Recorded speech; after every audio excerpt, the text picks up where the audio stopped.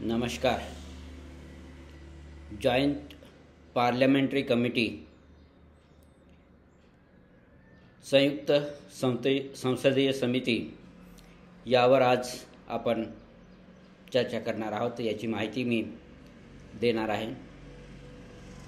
बऱ्याच कालावधीनंतर म्हणजे जवळपास 10 वर्षानंतर संयुक्त संसदीय समिती जॉइंट पार्लमेंटरी कमिटी बसवण्यात आली, नियुक्त करण्यात आली आणि या कमिटीमार्फत जी काही वक्फ बोर्ड आहे म्हणजे इनामी जमीन आहे, त्या इनामी जमिनीच्या संदर्भात या जमिनी ज्या आहेत त्या सरकारच्या मालकीच्या का तिथले जे काही स्थानिक महामंडळं आहेत त्या महामंडळांच्या मालकीच्या हे ठरवण्यासाठी त्यावर संयुक्तपणे चर्चा होणार आहे। संयुक्त संसदीय समिती असली पाहिजे अशा स्वरूपाची तरतूद भारतीय राज्यघटनेमध्ये डॉक्टर बाबासाहेब आंबेडकरांनी करून ठेवलेली आहे।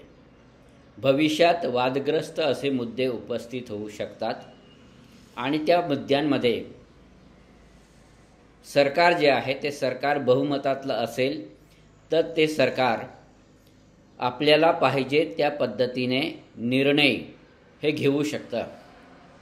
पाहिजे त्या पद्धतीने हा सगळा निर्णय जो आहे तो घडवून आणला जाऊ शकतो, हा विचार करून त्यावेळच्या घटना समितीने संयुक्त संसदीय समिती म्हणजे जॉइंट पार्लमेंटरी कमिटीची नियुक्ती केली जावी किंवा तो जॉइंट पार्लमेंटरी कमिटी असावी अशा स्वरूपाची तरतूद जी आहे ती केलेली आहे। या समितीमध्ये एकूण जे बहुमतातलं सरकार असेल त्यांच्या पक्षातील थोडे जास्त लोक आणि त्याचबरोबर विरोधी पक्ष जे असतील त्या विरोधी पक्षातील काही सदस्य असे एकूण 31 सदस्यांची ही समिती असेल। त्या 31 सदस्यामध्येही विभाजन केलेलं आहे। भारतामध्ये संसदीय लोकशाही पद्धती आहे। या संसदीय लोकशाही पद्धतीमध्ये 2 संसदीय पद्धतीने कार्य करणारे म्हणजे एक लोकसभा आणि दुसरं राज्यसभा।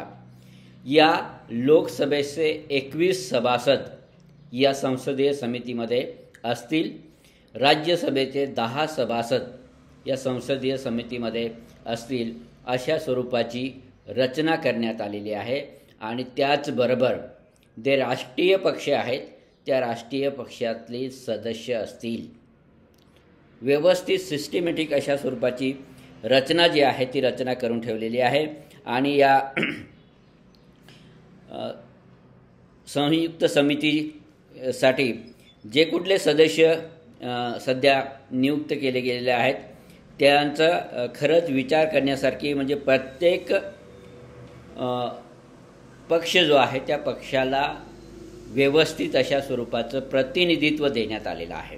म्हणजे 10 वर्षानंतर ही संयुक्त संसदीय समिती जॉइंट पार्लमेंटरी कमिटी गठीत करण्यात आली। एखाद्या विषयाच्या बाबतीत वक्फ बोर्ड जो आहे त्या बोर्डाच्या राज्यातील वक्फ महामंडळे आणि केंद्रीय वक्फ परिषद आणि त्यांचे संचालक या संदर्भातले त्यांचे अधिकार, त्यांचे कार्य यावर चर्चा करण्यासाठी, त्याच्यावर डिसिजन देण्यासाठी की ती जमीन जी आहे ती कोणाच्या मालकीची, जमिनीचा मुद्दा जो आहे तो खरोखर चर्चेसाठी आला पाहिजे।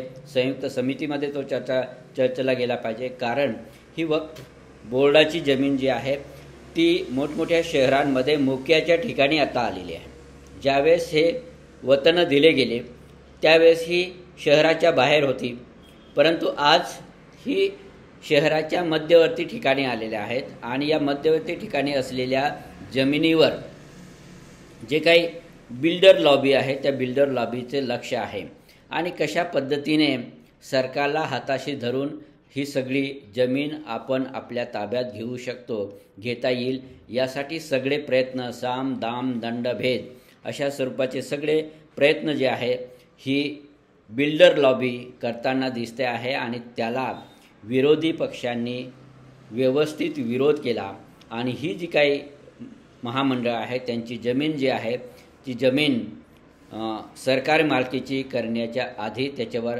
सविस्तर चर्चा झाली पाहिजे, म्हणून जॉईंट पार्लमेंटरी कमिटी संयुक्त संसदीय समिती जी आहे त्या समितीपुढे हा विषय मांडला गेलेला आहे. थांबूयात.